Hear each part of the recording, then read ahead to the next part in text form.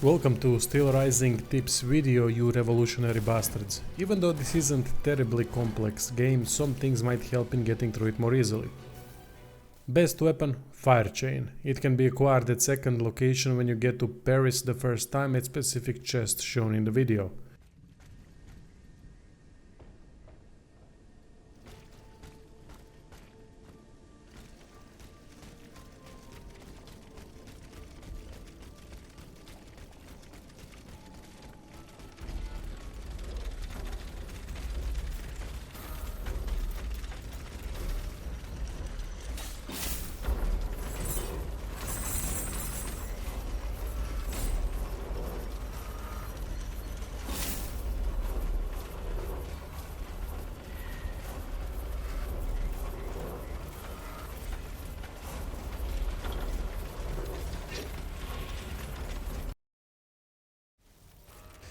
This weapon can make most of the game easy, especially if you go for power attribute based character.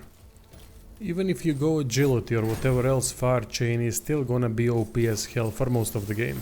Fire chain enables with its special move Fire Affliction, which is great for additional DPS against tougher enemies. It has best reach in the game, enough impact to stagger enemies frequently, and fantastic charge attack that usually drops down even toughest of foes. So if you're in trouble, switch to this weapon for smooth sailing.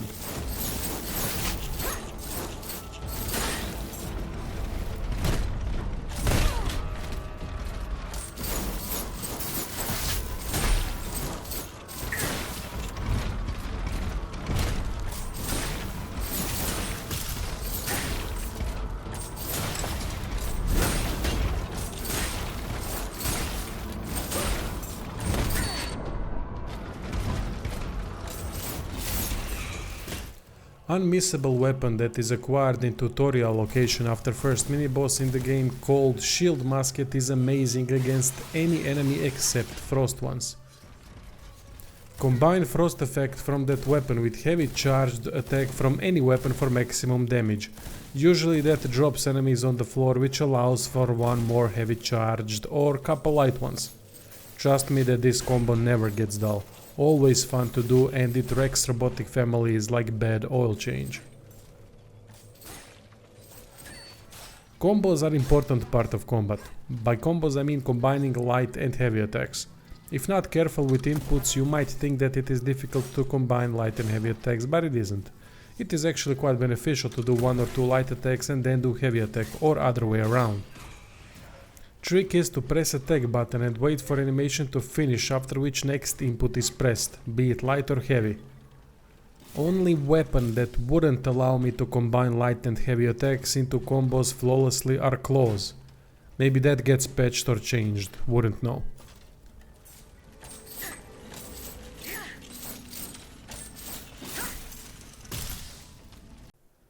Now to mention a couple things outside combat. Most important tip in this whole video might be to buy compass in boutique. It helps so much, especially considering how convoluted sometimes maps become due to Metroidvania progression style when it comes to side quests.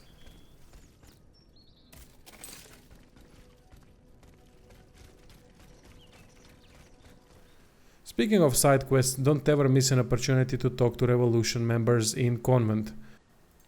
Valuable side quests are also gonna be shown on world map, but in case they don't, talk to NPCs for additional information.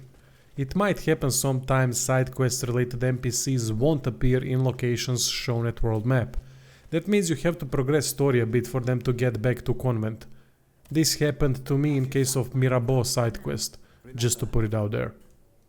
I found it says from, do you know who it... Well, I never. Yes. Side quest points of interest are most of the time located in inaccessible parts when going first time to new locations, so don't worry your pretty little noggin about it until new progression tools have been unlocked. There are 3 progression tools unlocked through story after defeating titans, so don't worry about possibly missing these tools in playthrough, which would render some areas inaccessible. Game will lead you eventually to previously closed off areas in already completed regions through side quests.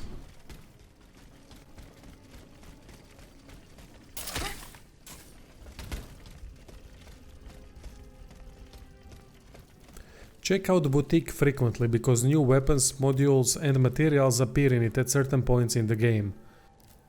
More importantly, materials appear up to Orichalcium Ingot, which is final tier weapon upgrade. Only few are buyable and few obtainable by defeating unstable mini-bosses and titans later in the game.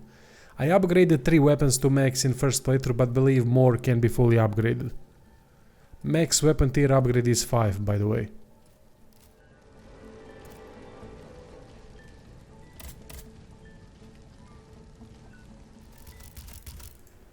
When it comes to attributes, I would advise sticking to leveling 2 starting attributes with durability as tertiary.